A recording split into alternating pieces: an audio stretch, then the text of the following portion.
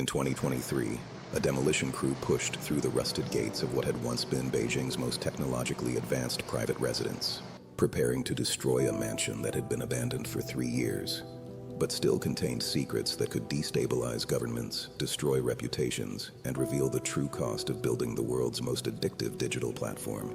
The property at 88 Changshan Road had been empty since early 2021, when its owner had fled China under circumstances that the government had never fully explained and that international media had been unable to investigate. Due to the sophisticated surveillance and information control systems that protected China's most sensitive state secrets, neighbors reported that the mansion's lights had gone out suddenly one February night, and they had never seen anyone enter or leave the compound again. Time had not been kind to the estate that had once symbolized China's technological supremacy and entrepreneurial ambition. The smart home systems that had cost millions of yuan to install had malfunctioned without maintenance, creating a surreal environment where automated security cameras continued recording empty rooms, and digital assistants responded to voice commands that no one was there to give. The demolition team's discovery would have shocked them had they understood what they were seeing. Hidden beneath the mansion's basement levels were server farms containing terabytes of user data from TikTok's early years, including detailed psychological profiles, location tracking information, and behavioral analysis algorithms that had never been disclosed. This was Zhang Yiming's estate, the digital fortress where the founder of ByteDance and creator of TikTok had conducted the research that would eventually capture the attention of 1.5 billion users while triggering a global crisis of confidence. The mansion had witnessed the transformation of a brilliant but naive computer science graduate into one of the world's most powerful and paranoid technology executives, as Zhang discovered that building platforms capable of influencing human behavior on a global scale inevitably attracted the attention of intelligence services, authoritarian governments, and political movements that viewed social media as weapons rather than entertainment. Code dreams the story of Zhang Yiming's digital empire begins not with grand technological visions or entrepreneurial ambitions, but with his birth on April 1, 1983 in Longyan, a small city in Fujian province where his father worked as a civil engineer and his mother served as a nurse in the local hospital. The family's modest circumstances and provincial location seemed unlikely to produce one of China's most successful internet entrepreneurs. But Zhang's exceptional mathematical abilities and insatiable curiosity about computer systems would eventually overcome every obstacle that geography and economics could create. Zhang's childhood occurred during China's period of rapid economic transformation, as Deng Xiaoping's market reforms created unprecedented opportunities for young people willing to master the technical skills that modernization required.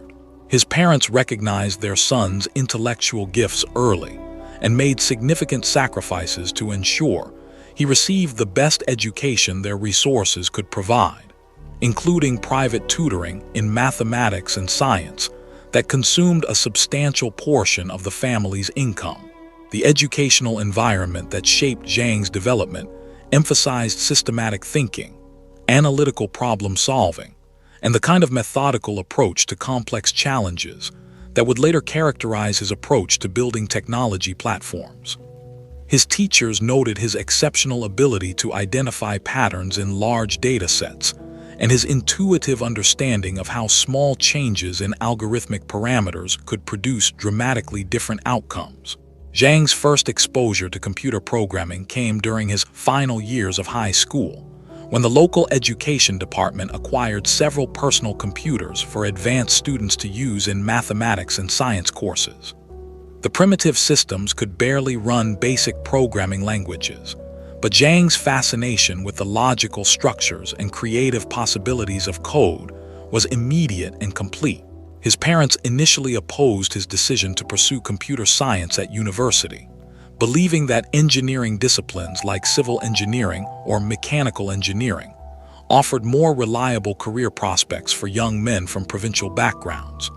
However, Zhang's academic performance and his obvious passion for technology eventually convinced them to support his enrollment at Nankai University in Tianjin, where he would study software engineering. University life in Tianjin exposed Zhang to intellectual environments and technological possibilities that had been unimaginable in Longyan. The computer science department provided access to advanced programming languages, database systems, and network technologies that allowed him to experiment with the kinds of applications and algorithms that were revolutionizing global communication and commerce. Zhang's undergraduate projects demonstrated both his technical competence and his early understanding of how software systems could be designed to influence human behavior and decision-making processes. His senior thesis involved developing algorithms for analyzing user preferences and predicting behavioral patterns based on limited data inputs work that would later become foundational for the recommendation systems that made TikTok addictive. The dormitory room that Zhang shared with 3 other computer science students became an informal laboratory where late-night programming sessions explored theoretical questions about artificial intelligence, machine learning, and the mathematical principles underlying human psychology and social interaction. These discussions provided intellectual foundation for innovations that would later generate billions of dollars in revenue. Zhang's professors recognized his exceptional analytical abilities and encouraged him to pursue graduate studies that could provide opportunities for research collaboration with technology companies that were beginning to establish development centers in major Chinese cities.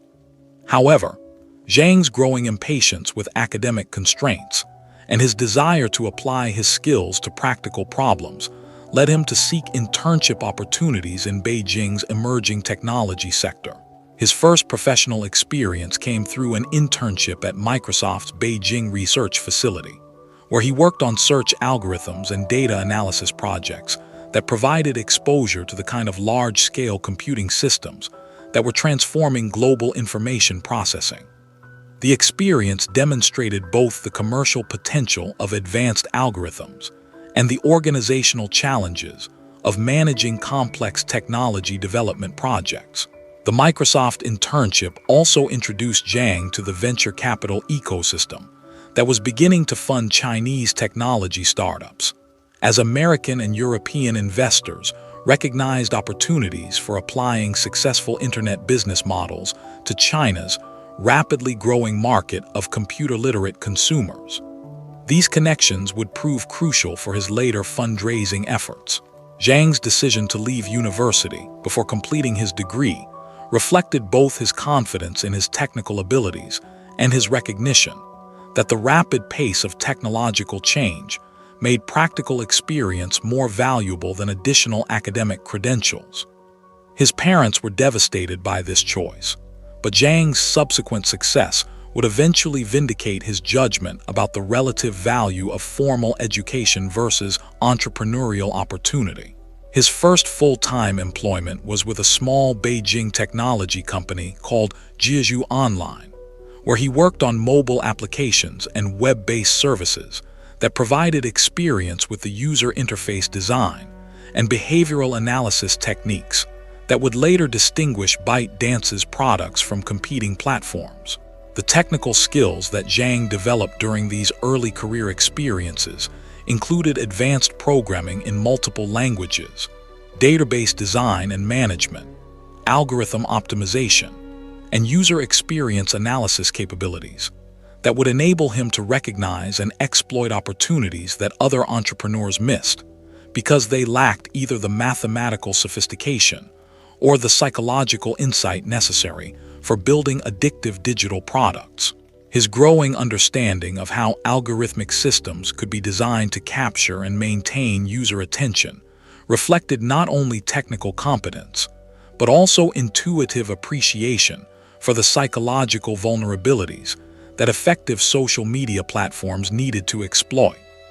This knowledge would later raise ethical questions about the social consequences of products that were designed to be irresistible. But this early foundation in computer science and behavioral psychology was only the beginning. By 2010, Zhang would begin applying these skills to building the algorithmic systems that would eventually capture the attention of governments worldwide, while generating the wealth and influence that would ultimately make continued residence in China impossible. Algorithm rising by 2009. Zhang Yiming had accumulated sufficient experience in Beijing's technology sector to recognize fundamental flaws in how existing social media platforms were connecting users with content, leading him to develop algorithmic approaches that would revolutionize digital entertainment, while creating business opportunities that established investors had completely overlooked. The breakthrough insight that would eventually create TikTok emerged from Zhang's analysis of why Facebook and Twitter were failing to achieve significant market penetration in China, despite their global success. His research revealed that Western social media platforms relied primarily on social connections to determine content distribution, while Chinese internet users preferred discovering new information and entertainment through algorithmic curation rather than friend recommendations. Zhang's first entrepreneurial venture, launched in 2012, was Taoxiao, a news aggregation platform that used machine learning algorithms to analyze user behavior and deliver personalized content recommendations that proved far more engaging than traditional social media feeds. The platform's success validated his conviction that sophisticated data analysis could create user experiences that were simultaneously more satisfying and more profitable than existing alternatives. The technical innovations that distinguished Taoxiao from competing platforms included real-time behavioral analysis that adapted content recommendations based on user interactions, natural language processing systems that could analyze text and video content for emotional and psychological appeal, and data collection mechanisms that gathered far more detailed user information than competitors realized was possible or legal. Zhang's approach to product development emphasized rapid experimentation, systematic testing of user responses to different algorithmic parameters, and continuous optimization based on engagement metrics that measured not only time spent on the platform, but also emotional intensity and behavioral changes that indicated successful psychological manipulation. The funding that supported Taoxiao's expansion came from Chinese venture capital firms and technology companies that recognized the commercial potential of Zhang's algorithmic innovations, while remaining largely unaware of their implications for privacy, psychological manipulation, or political control. The investment capital provided resources for hiring additional programmers and acquiring the computing infrastructure necessary for processing massive amounts of user data. The success of Taoxiao generated revenues that exceeded $1 billion annually within 3 years of launch, making Zhang one of China's wealthiest young entrepreneurs, while providing capital for research and development projects that would create even more sophisticated user engagement systems. The profits also funded the acquisition of the Beijing mansion, where Zhang would establish his private research facilities. The team of engineers and data scientists that Zhang assembled for his expanding operations included specialists in machine learning, behavioral psychology, and software optimization, who shared his vision of creating digital platforms that could influence human behavior on unprecedented scales. Many team members had advanced degrees from leading Chinese and American universities, while others had worked for global technology companies before joining Zhang's organization.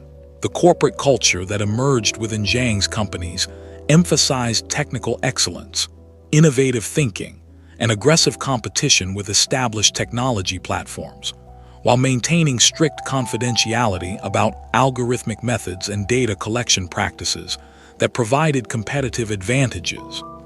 Employees were required to sign extensive non-disclosure agreements that prevented discussion of their work with outsiders. The government relationships that Zhang cultivated during Taoxiao's rapid growth included connections with Chinese Communist Party officials, intelligence agencies, and regulatory authorities, who were initially supportive of domestic technology companies that could compete effectively with American platforms. These relationships provided both political protection and access to resources that foreign companies could not obtain. Zhang's personal wealth increased dramatically as Tao Xiao's valuation reached $20 billion, making him one of the richest individuals in China, while providing financial resources for lifestyle choices and business investments that reflected his growing confidence in his ability to build platforms that could reshape global communication patterns.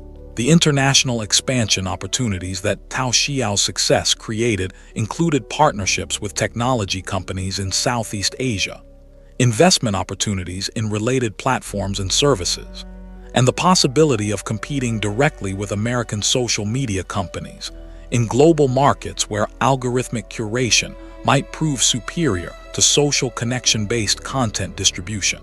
The research and development work that Zhang conducted in his private facilities focused on enhancing algorithmic sophistication, while exploring applications for video content, live streaming, and other formats that could provide even more engaging user experiences. These experiments would eventually produce the technical foundation for TikTok's unprecedented global success. The data collection capabilities that Zhang's platforms developed during this period included sophisticated tracking of user location, device usage patterns, social relationships, consumer preferences, and psychological characteristics that created detailed behavioral profiles far exceeding anything that Western social media companies had achieved or acknowledged possessing.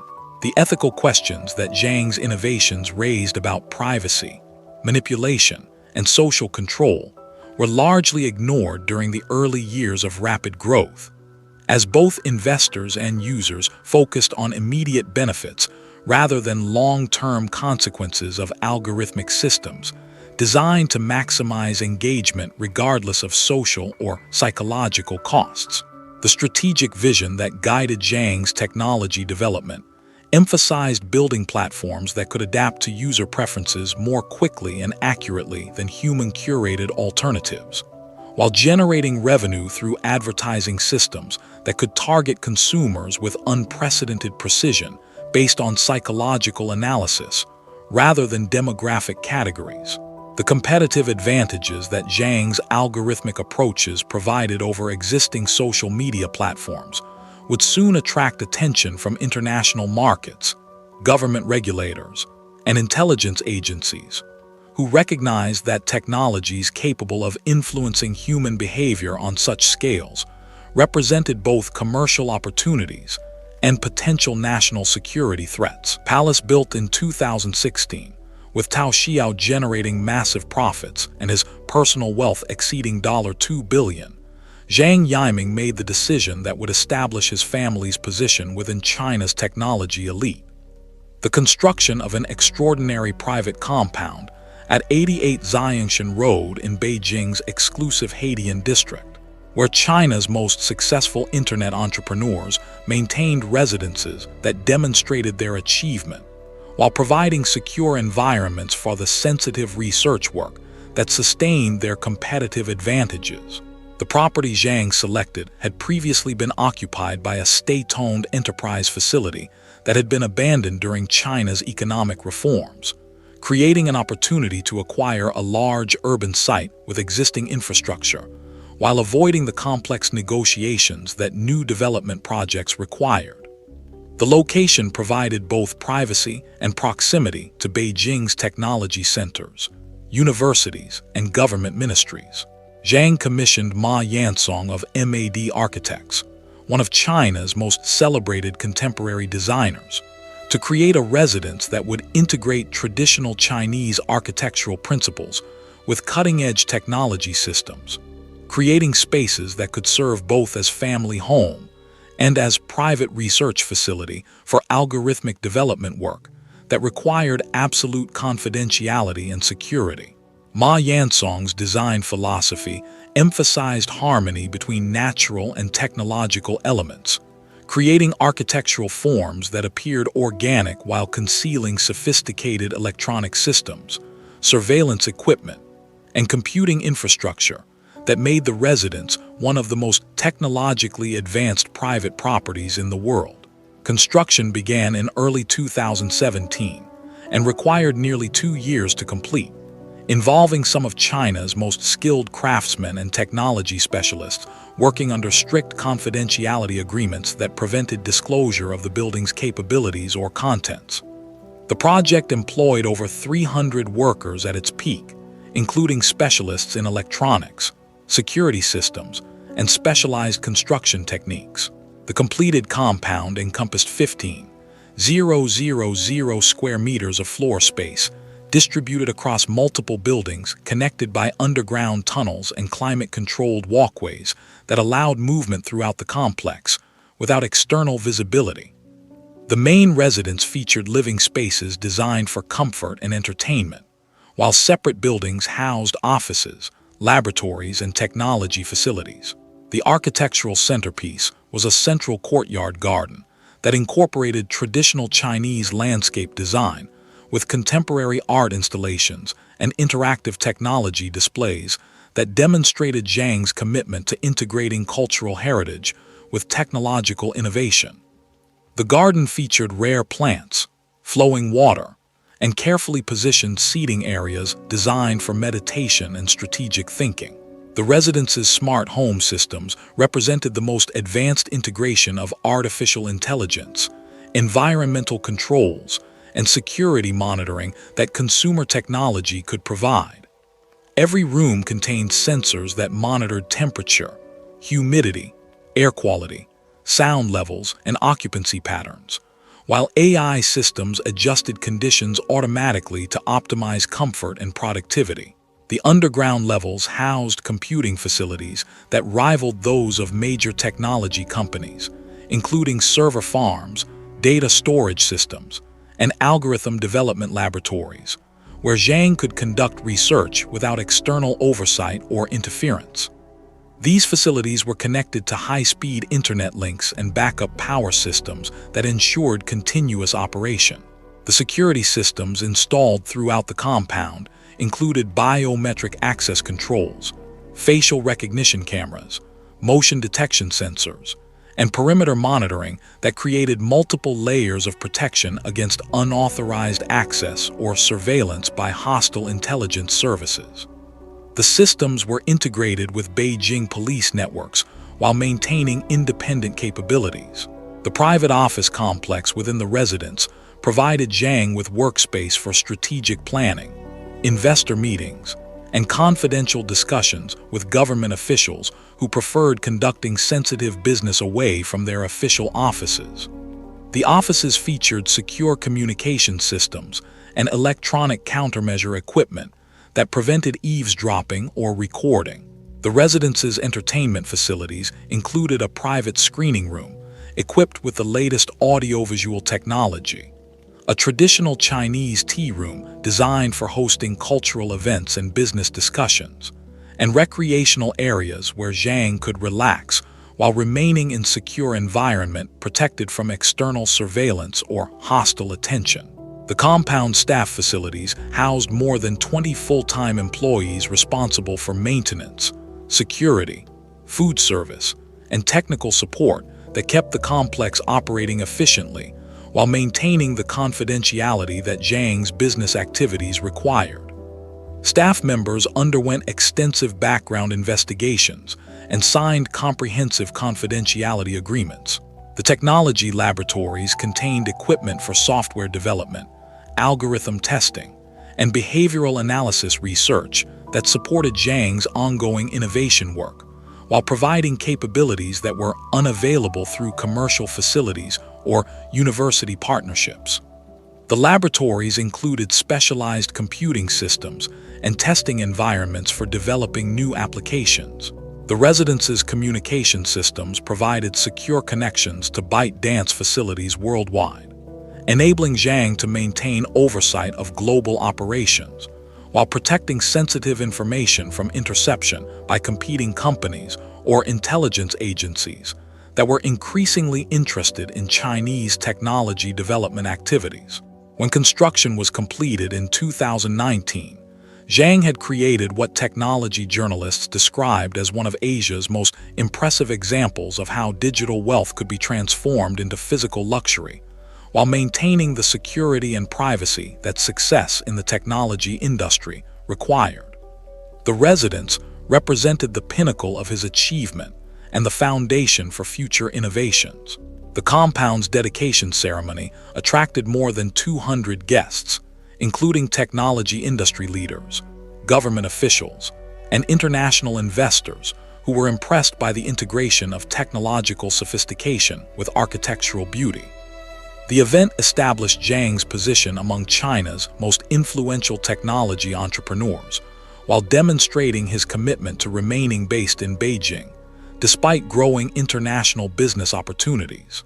But the residence would serve functions that extended far beyond personal luxury or business convenience, as it became the center for research and development work that would eventually attract the attention of intelligence agencies, regulatory authorities, and political leaders who recognized that Zhang's innovations represented both commercial opportunities and potential threats to established power structures. Global explosion for 3 years.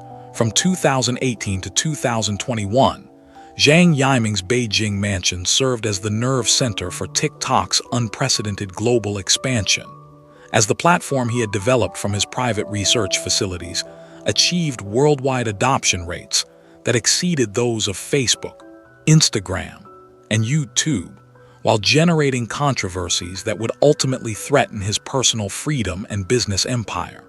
The strategic planning sessions that took place in the mansion's secure conference rooms involved coordinating marketing campaigns, content moderation policies, and government relations strategies across more than 150 countries, where TikTok was attracting users faster than any social media platform in history. The scale of global expansion created management challenges that no previous technology company had ever confronted. Zhang's daily routine during this period involved monitoring user engagement data from around the world, analyzing competitive responses from established social media companies, and managing relationships with investors, regulators, and government officials who were struggling to understand the implications of algorithmic systems capable of influencing human behavior on such unprecedented scales. The mansion's computing facilities processed vast amounts of user data that provided insights into cultural preferences, political opinions, and behavioral patterns across different populations, creating competitive intelligence that enabled TikTok to adapt its algorithms for maximum engagement in each market, while identifying content trends before competitors recognized their commercial potential. The international success of TikTok generated revenues that exceeded $10 billion annually by 2020, making ByteDance one of the world's most valuable private companies, while establishing Zhang as one of the wealthiest individuals in China. The financial success provided resources for continued expansion, while creating political visibility that would eventually prove problematic. The user base that TikTok attracted included hundreds of millions of teenagers and young adults in the United States, Europe, and other Western countries, where Chinese technology companies had previously struggled to compete with established platforms. This demographic penetration created both commercial opportunities and national security concerns that attracted attention from intelligence agencies and political leaders. The data collection practices that enabled TikTok's algorithmic sophistication included tracking user location, device information, contact lists, browsing history, and behavioral patterns that provided detailed psychological profiles exceeding anything that Western social media companies had acknowledged collecting. These capabilities raised privacy concerns that regulators were ill-equipped to address. The content moderation challenges that TikTok faced included managing political content, misinformation, harmful behaviors, and cultural sensitivities across multiple countries with different legal frameworks and social values. Zhang's approach to these issues emphasized algorithmic solutions rather than human oversight, creating consistency while reducing operational costs. The competitive responses from established technology companies included attempts to copy TikTok's features, lobbying efforts to restrict Chinese technology companies, and strategic partnerships designed to limit TikTok's market access. However, the fundamental algorithmic advantages that Zhang had developed proved difficult for competitors to replicate effectively. The mansion's role as headquarters for international business development included hosting meetings with potential acquisition targets, strategic partners, and government officials who sought to understand TikTok's technology while negotiating terms for continued operation in their jurisdictions. These discussions often involved sensitive political and strategic considerations. The workforce that supported TikTok's global operations grew to include more than 100,000 employees worldwide, creating management challenges that required sophisticated organizational systems while maintaining the cultural coherence and strategic focus that had enabled rapid growth. Zhang's leadership approach emphasized centralized strategic control with decentralized operational execution. The cultural influence that TikTok achieved among young users worldwide created opportunities for shaping social trends, political opinions, and consumer behaviors in ways that exceeded the capabilities of traditional media or marketing systems. This influence attracted attention from political movements, advocacy groups, and government agencies that recognized the platform's potential for social manipulation. The research and development work that continued in Zhang's private facilities focused on enhancing algorithmic sophistication, while exploring applications for virtual reality, augmented reality, and artificial intelligence that could create even more engaging user experiences while maintaining competitive advantages over existing and potential competitors. The government relationships that Zhang maintained with Chinese officials became increasingly complex as TikTok's international success created diplomatic tensions between China and countries where the platform was popular. Balancing domestic political requirements with international business considerations required careful navigation of competing interests and conflicting pressures. The personal security measures that Zhang implemented during this period reflected growing awareness that his visibility as TikTok's creator had made him a target for hostile intelligence services, political activists, and competitors who might attempt to compromise his safety or freedom. The mansion's security systems were enhanced to address these evolving threats.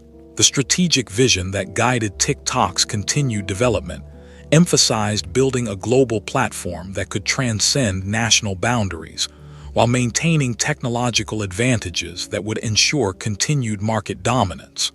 However, the political realities of international business were creating obstacles that purely technical solutions could not overcome.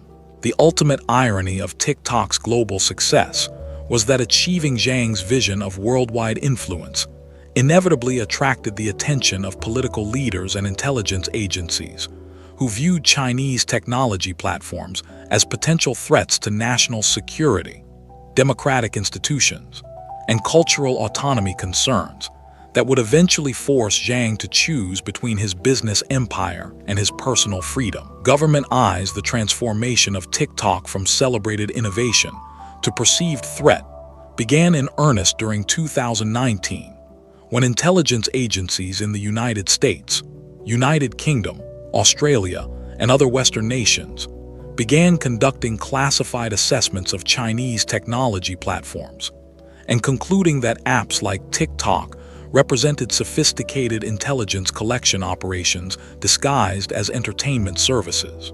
The mansion's secure communication systems captured increasing volumes of encrypted messages between Zhang and government officials in Beijing, who were demanding detailed information about TikTok's operations, user data, and algorithmic capabilities, as part of broader Chinese government efforts to understand and potentially exploit the platform's global influence and data collection capabilities.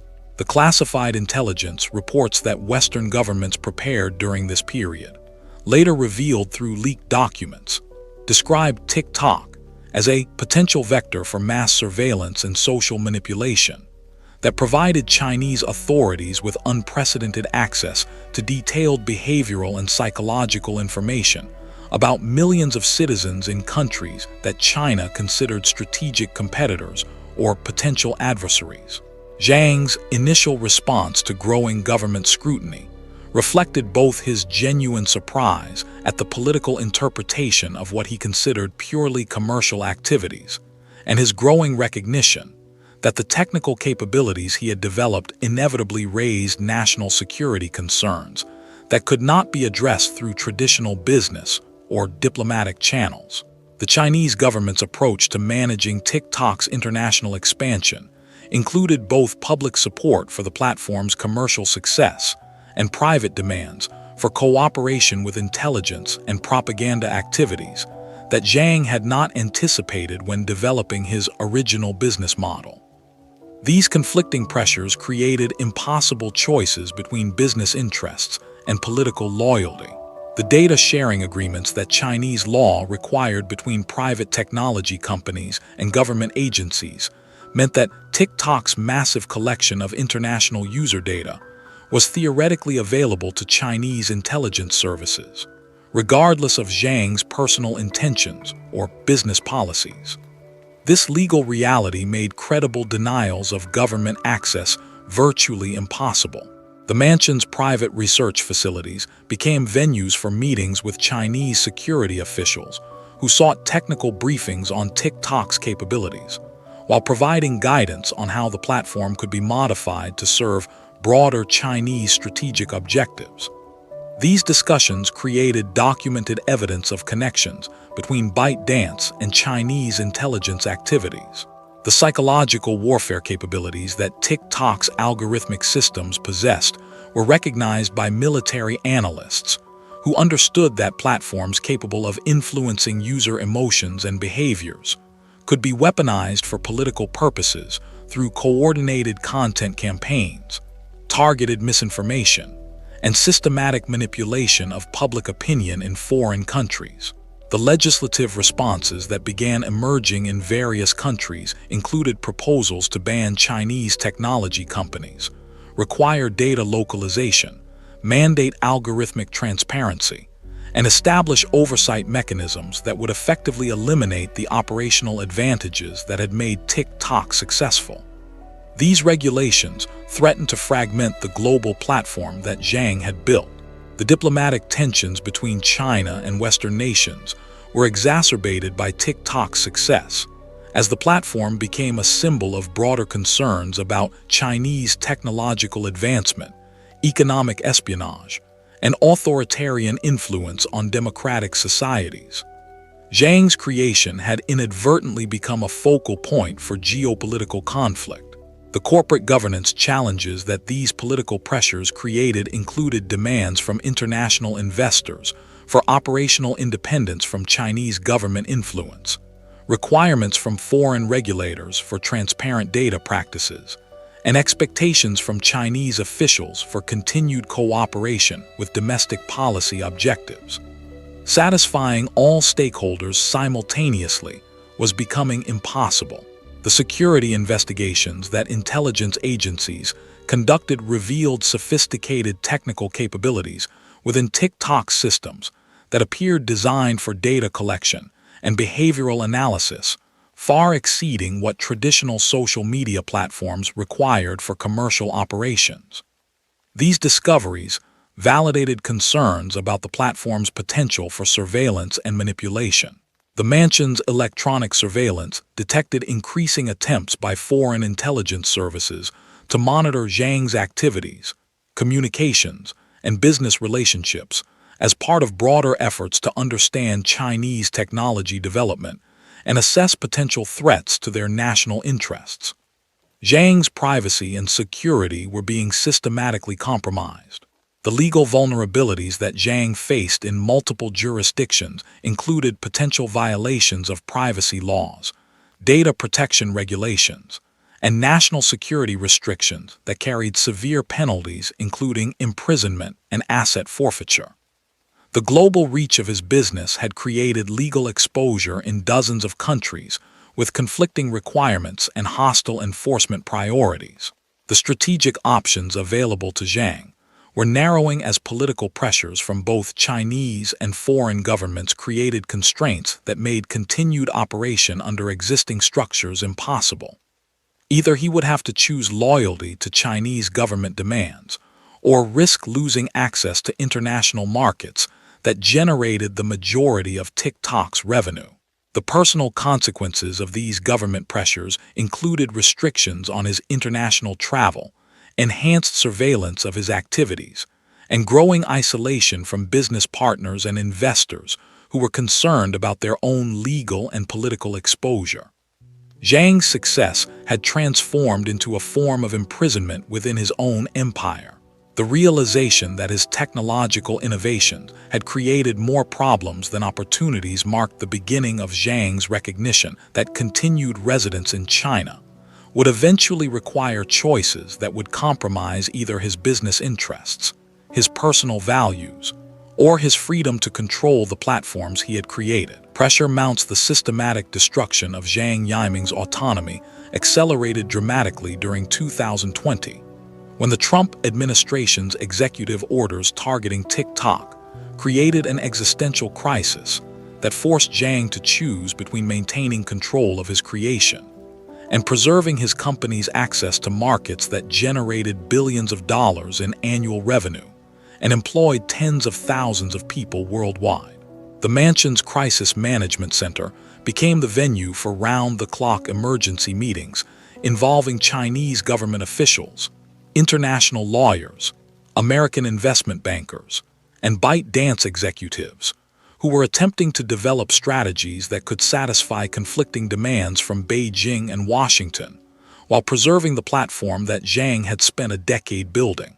The immediate threat came through presidential executive orders that would have banned TikTok from American app stores and prevented the platform from accessing American internet infrastructure, effectively destroying the business model that had made ByteDance one of the world's most valuable private companies. The orders gave Zhang 45 days to sell TikTok's American operations or face complete exclusion from the market. The Chinese government's response to American pressure included new regulations that classified algorithmic systems like TikTok's recommendation engine as state secrets that could not be transferred to foreign control without explicit government approval. These regulations made it legally impossible for Zhang to comply with American demands while remaining in compliance with Chinese law. The impossible position that these conflicting requirements created was precisely what intelligence analysts had predicted. Chinese technology companies that achieved international success would inevitably become weapons in broader geopolitical conflicts between China and the Western nations where their platforms operated. Zhang's personal ambitions had been sacrificed to state power politics. The financial implications of the crisis included potential losses exceeding $50 billion in company valuation, massive layoffs that would affect operations worldwide, and legal liabilities that could bankrupt ByteDance and personally destroy Zhang's wealth. The business empire he had built was being dismantled by forces completely beyond his control.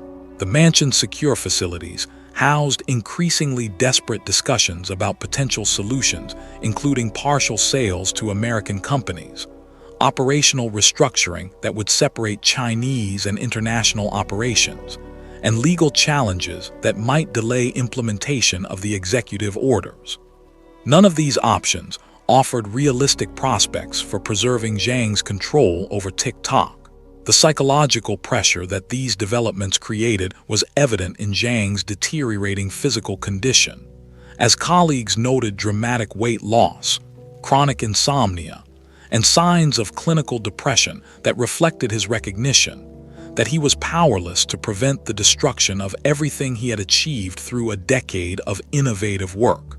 The surveillance that Zhang experienced during this period included monitoring by both Chinese and American intelligence services, as each government sought to understand his intentions while preventing him from taking actions that might serve their adversaries' interests. His communications were intercepted, his movements were tracked, and his business relationships were systematically analyzed for security implications. The diplomatic efforts to resolve the crisis involved negotiations between Chinese and American officials that treated Zhang and his company as pawns in broader strategic competition, rather than as independent business entities with legitimate commercial interests. The discussions focused on national security concerns rather than practical solutions that might preserve the platform's operations. The legal advice that Zhang received from multiple jurisdictions was uniformly pessimistic about his ability to maintain control over TikTok, while satisfying regulatory requirements in all the major markets where the platform operated. The complexity of international law made compliance with conflicting national requirements impossible for any individual or company to achieve. The investor pressure that ByteDance faced included demands from American and European institutional investors for governance changes that would reduce Chinese government influence, while Chinese stakeholders insisted on maintaining domestic control over strategic assets. These competing demands created internal conflicts that paralyzed decision-making processes. The employee morale problems that emerged during the crisis included resignations by key technical personnel, reduced productivity due to uncertainty about the company's future, and internal conflicts between staff members who were loyal to Zhang personally and those who prioritized their own career security over company solidarity. The mansion's role as a symbol of Zhang's achievement became increasingly ironic as the residence that had been built to demonstrate his success became a prison where he was forced to contemplate the destruction of his life's work.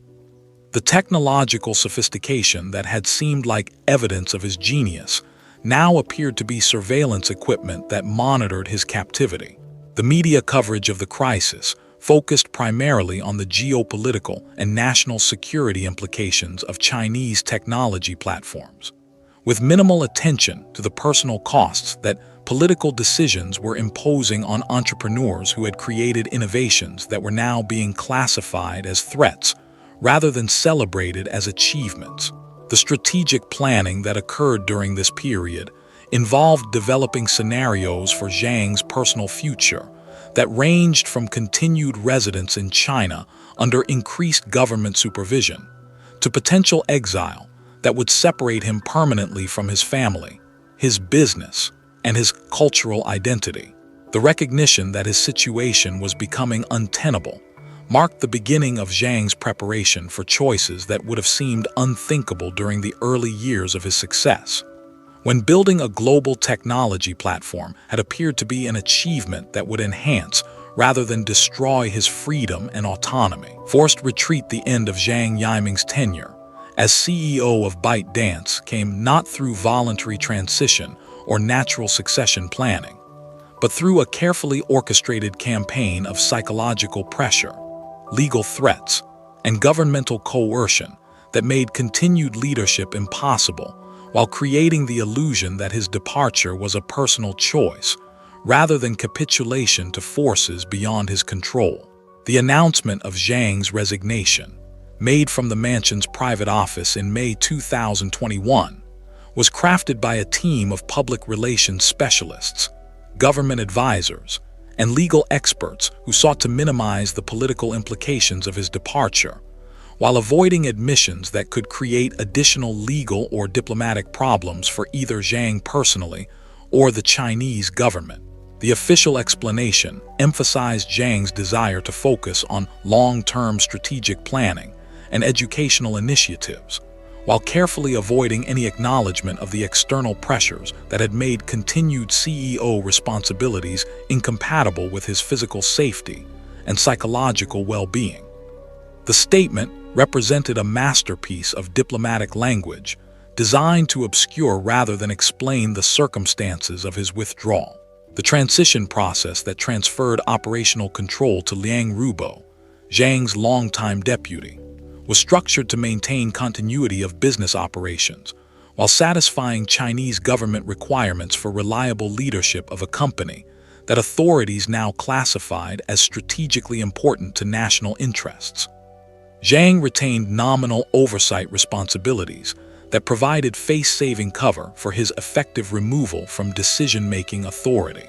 The private conversations that preceded the public announcement revealed the full extent of Zhang's capitulation to pressures that had made continued leadership impossible. Government officials had made clear that his international visibility and the controversies surrounding TikTok were creating political liabilities that could no longer be tolerated, while the stress of managing impossible conflicts was destroying his health and family relationships. The financial arrangements that accompanied Zhang's departure included provisions for maintaining his ownership stakes in ByteDance, while reducing his operational responsibilities and public visibility. These agreements preserved his wealth, while eliminating his ability to influence the strategic decisions that would determine TikTok's future development and global expansion. The mansion's role during the transition period evolved from corporate headquarters to a closely monitored residence where Zhang's activities were systematically restricted, and his communications were subject to government oversight, designed to prevent actions that might compromise Chinese interests or create additional diplomatic complications.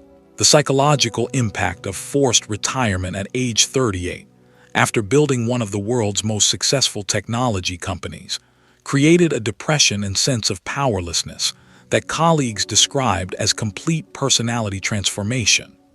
The confident entrepreneur who had challenged global competitors had been replaced by a withdrawn individual who avoided public appearances and business discussions.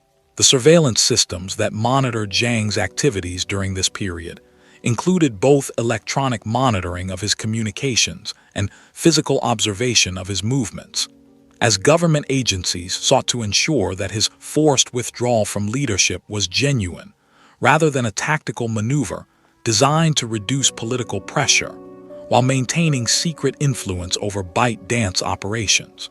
The international media coverage of Zhang's resignation focused primarily on the business implications for ByteDance and TikTok, with limited analysis of the personal costs that political pressure was imposing on an individual whose innovations had created unprecedented global influence before becoming liabilities that required his removal from positions he had earned through extraordinary achievement. The family relationships that were damaged by the crisis included conflicts with relatives who were concerned about their own safety and social standing, as Zhang's political problems created risks for anyone associated with him. The isolation that resulted from these strained relationships compounded the psychological pressure of his forced withdrawal from business leadership.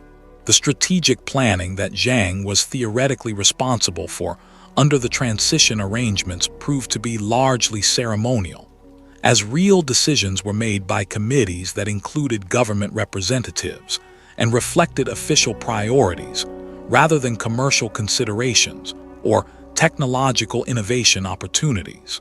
The mansion's transformation from a center of innovation and strategic planning to a luxurious form of house arrest reflected the broader changes in Chinese technology policy that emphasized state control over private entrepreneurship, political reliability over commercial success, and national strategic objectives over individual achievement.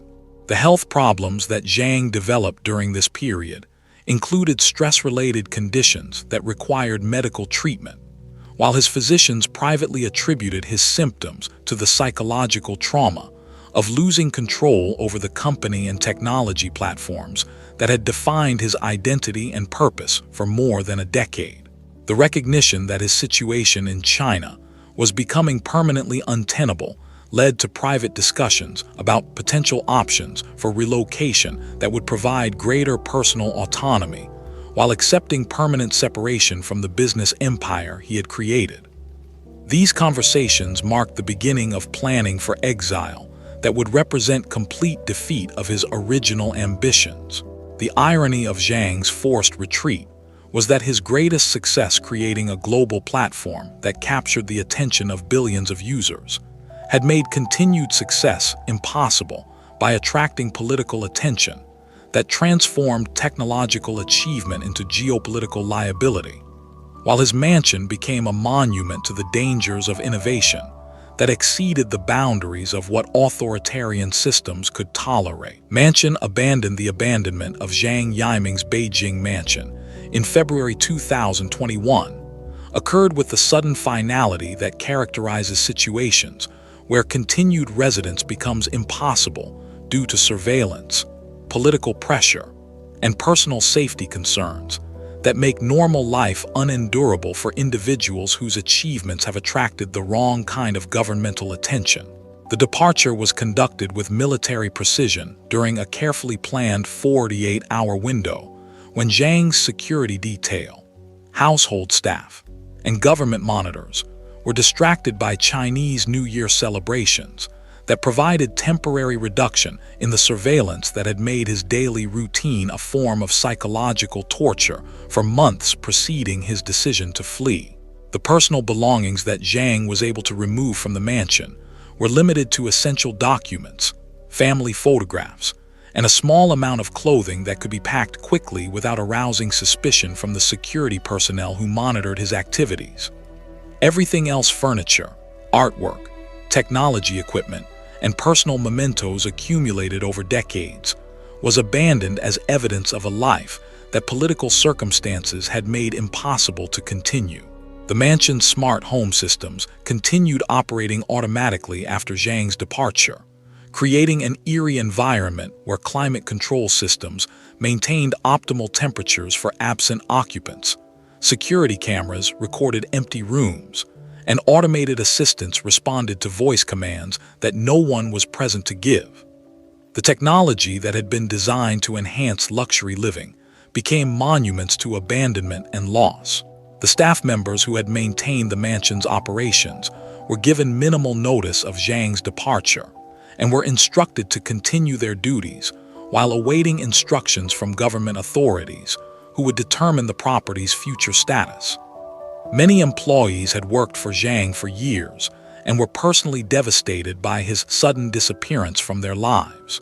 The underground computing facilities that had supported Zhang's research and development work contained terabytes of proprietary algorithms, user behavior analysis, and strategic planning documents that represented the intellectual foundation for innovations worth billions of dollars.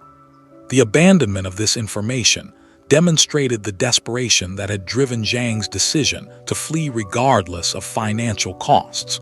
The security systems that protected the mansion from external threats proved inadequate to prevent the internal surveillance and political pressure that had made Zhang's residence untenable.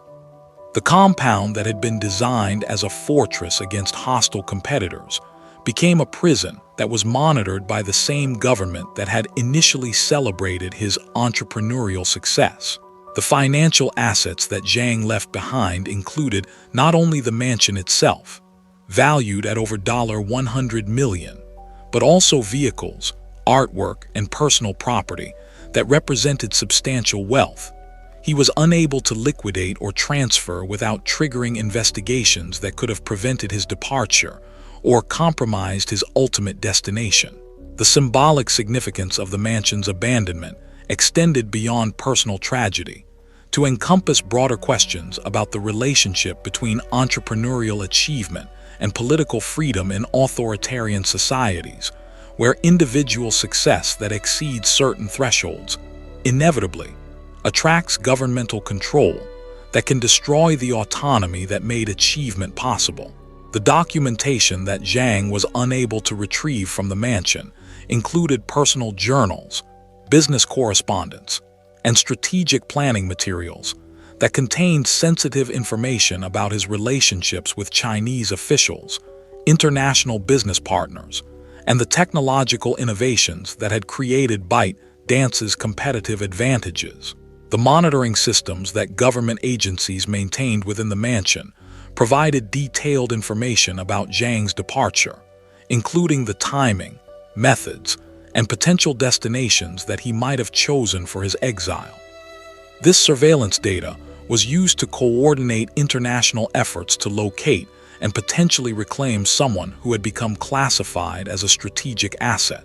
The abandonment process required Zhang to cut all communication with friends, colleagues, and family members who remained in China, as any contact could have compromised their safety, while providing authorities with information about his location and activities. The isolation that this imposed represented the complete severing of social connections that had provided meaning and purpose throughout his life. The mansion's gardens, which had been carefully maintained according to traditional Chinese landscape principles, began showing signs of neglect within weeks of Zhang's departure as automated irrigation systems malfunctioned and seasonal plantings were not replaced according to their usual schedules. The physical decay paralleled the destruction of everything the residents had represented. The technology equipment that remained in the mansion included prototype devices, experimental systems, and research apparatus that represented millions of dollars in development costs, while containing intellectual property that could have advanced Chinese technology capabilities or enhanced surveillance systems if properly utilized by government agencies. The neighborhood residents who had become accustomed to the security activity and constant monitoring associated with Zhang's presence gradually noticed the reduction in official attention while speculating about the reasons for his apparent departure. However, local authorities discouraged discussion of the situation while refusing to confirm or deny any information about Zhang's status. The international search efforts that began once Zhang's departure was discovered involved coordination between Chinese intelligence services and law enforcement agencies in countries where he might have sought refuge.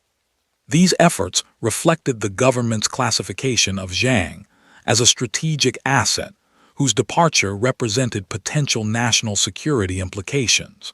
The ultimate irony of the mansion's abandonment was that the residence built to celebrate Zhang's technological achievements became evidence of the impossibility of maintaining entrepreneurial independence. When innovation creates capabilities that authoritarian governments classify as too important to remain under private control, while personal success becomes a threat to individual freedom rather than its ultimate expression. Surveillance state the Chinese government's response to Zhang Yiming's disappearance revealed the sophisticated surveillance and control systems that had been monitoring his activities for years. As state security agencies activated tracking networks, international intelligence cooperation agreements, and digital forensics capabilities designed to locate individuals whose knowledge and expertise were classified as strategic national assets that could not be permitted to benefit foreign competitors or adversaries. The investigation that began within hours of discovering Zhang's departure involved teams of specialists in cybersecurity, international law enforcement, financial analysis, and behavioral psychology, who were tasked with predicting his likely destinations, while developing strategies for either compelling his return or neutralizing the threats that his defection might pose to Chinese technological and political interests. The digital surveillance systems that had been monitoring Zhang's communications, financial transactions, and internet activities provided investigators with detailed information about his potential international connections, travel preferences, and the resources that might be available to support his exile. Every email, phone call, and online search had been recorded and analyzed for intelligence value. The international cooperation requests that Chinese authorities submitted to law enforcement agencies in multiple countries included classified information about Zhang's background, the strategic importance of his knowledge, and the potential security threats that his collaboration with foreign governments or companies might create. These requests demonstrated the global reach of Chinese surveillance capabilities. The financial tracking systems that monitored international money transfers, cryptocurrency transactions, and offshore banking activities were activated to identify any resources that Zhang might have accumulated outside China's direct control. The investigation revealed sophisticated financial planning that suggested his departure had been carefully prepared rather than spontaneous.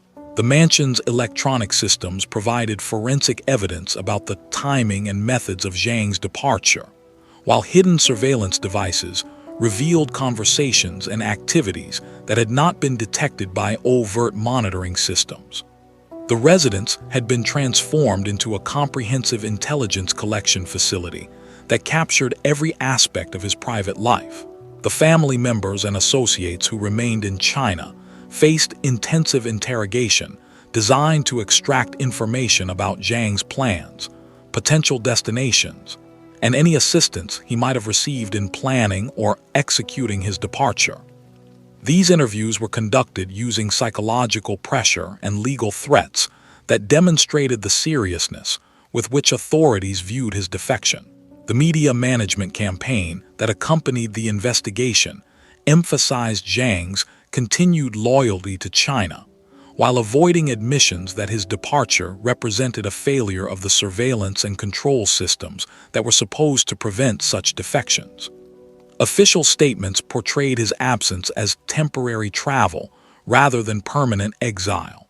The diplomatic efforts that Chinese authorities initiated included formal and informal contacts with governments worldwide, seeking cooperation in locating Zhang, while threatening consequences for any country that provided him with sanctuary or allowed him to collaborate with intelligence agencies or competitive technology companies. The technology security reviews that were conducted following Zhang's departure included comprehensive analysis of ByteDance's systems, personnel, and strategic plans to identify vulnerabilities that his absence might create or information that his defection might compromise.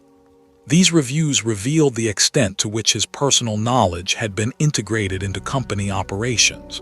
The legal frameworks that Chinese authorities cited in their demands for international cooperation included national security laws, economic espionage statutes, and international treaties that could potentially compel Zhang's return if he were located by cooperative foreign law enforcement agencies. The scientific and technical analysis of Zhang's innovations provided intelligence agencies with detailed understanding of algorithmic capabilities that could be applied to surveillance, propaganda, and social control activities. His departure had created opportunities for reverse engineering technologies that could enhance state capabilities for monitoring and manipulating populations. The psychological profiling efforts that attempted to predict Zhang's behavior drew upon years of surveillance data, personality assessments, and behavioral analysis to develop models that might indicate his likely actions, preferences, and vulnerabilities that could be exploited to compel his return or cooperation. The economic impact assessments that evaluated the costs of Zhang's departure included not only the immediate loss of his leadership and technical expertise, but also the potential long-term consequences of his knowledge being available to foreign competitors or intelligence agencies, who might exploit his innovations for their own strategic purposes. The counterintelligence operations that were initiated to prevent Zhang from sharing sensitive information included efforts to compromise his communications, infiltrate any organizations that provided him support, and develop disinformation campaigns that might discredit his credibility with potential foreign collaborators. The technological countermeasures that were implemented to limit the value of Zhang's knowledge included updating ByteDance's systems, changing security protocols, and modifying algorithmic approaches to reduce the advantages that his expertise might provide to competitors who gained access to his insights. The ultimate revelation of the surveillance state's capabilities was that Zhang's departure had been detected, analyzed, and responded to through systems that monitored every aspect of Chinese citizens' lives, while maintaining networks that could track individuals anywhere in the world, demonstrating that private entrepreneurial success inevitably led to state control, that made personal freedom impossible for anyone whose achievements exceeded officially acceptable limits. Digital ghost today. Zhang Yiming exists as a digital ghost whose physical location remains unknown to public observers, while his technological innovations continue generating billions of dollars in revenue for platforms that operate according to algorithmic principles he developed, but can no longer control or modify according to his original vision of global communication and cultural exchange. The current status of Zhang's Beijing mansion reflects the broader transformation of China's technology sector from entrepreneurial innovation toward state-controlled development, as the abandoned residence serves as a monument to the impossibility of maintaining private control over technologies that governments classify as strategically important national assets. The demolition of the mansion in late 2023 eliminated physical evidence of Zhang's achievements, while the discovery of hidden server farms and data storage facilities revealed the extent to which private technology development had been integrated with state surveillance capabilities that exceeded anything that international observers had previously understood about Chinese digital control systems. The international search for Zhang continues through intelligence networks and law enforcement cooperation agreements, while his continued freedom demonstrates either sophisticated planning that anticipated governmental pressure or ongoing protection from foreign intelligence agencies who value his knowledge about Chinese technology development and algorithmic innovation capabilities. The legacy of Zhang's innovations extends far beyond TikTok's commercial success to encompass fundamental questions about the relationship between technological development and political freedom in societies where individual achievement inevitably attracts governmental attention that can transform entrepreneurial success into personal liability and exile. The algorithmic systems that Zhang developed continue operating within TikTok and other ByteDance platforms, but their evolution now reflects political priorities and state objectives rather than the user engagement optimization and cultural connection goals that originally motivated their creation. The technology has been transformed into a tool for social control rather than personal expression. The financial empire that Zhang built through his innovations remains largely intact under new management that operates according to Chinese government guidance, while his personal wealth has been effectively frozen through legal mechanisms that prevent access to assets located within Chinese jurisdiction. The psychological analysis of Zhang's case reveals the trauma that results from losing control over one's life work, while being forced into exile that separates individuals from family, cultural identity, and the social connections that provide meaning and purpose. His disappearance represents the ultimate cost of technological innovation that exceeds acceptable boundaries. The intelligence value that Zhang possesses includes not only technical knowledge about algorithmic development, but also insights into Chinese decision-making processes, government-business relationships, and strategic planning methods that could inform foreign policy and competitive responses to Chinese technological advancement. The cultural impact of Zhang's story extends beyond individual tragedy to encompass broader discussions about entrepreneurial freedom, technological innovation, and the relationship between private achievement and state power in societies where economic development is subordinated to political control and national security considerations.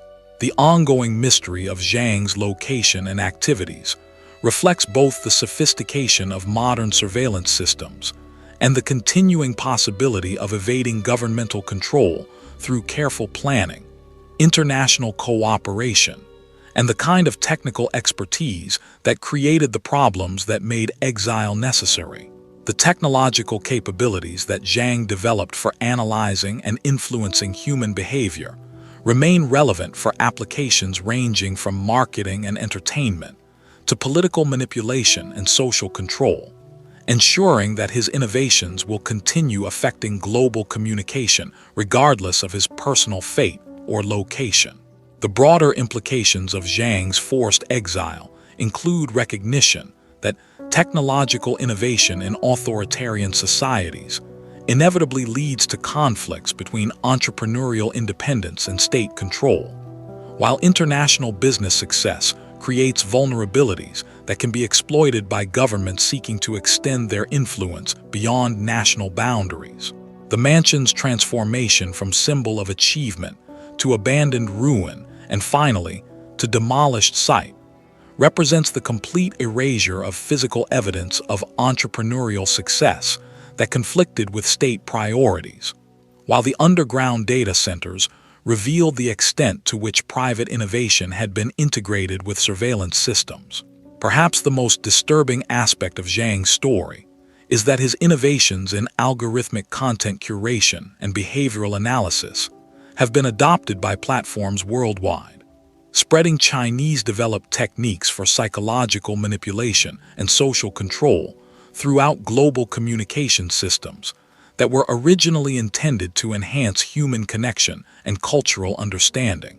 The ultimate truth revealed by Zhang's disappearance is that exceptional individual achievement in the digital age inevitably attracts governmental attention that can transform success into liability, while the technologies that enable unprecedented innovation also create capabilities for surveillance and control that make entrepreneurial independence increasingly impossible to maintain.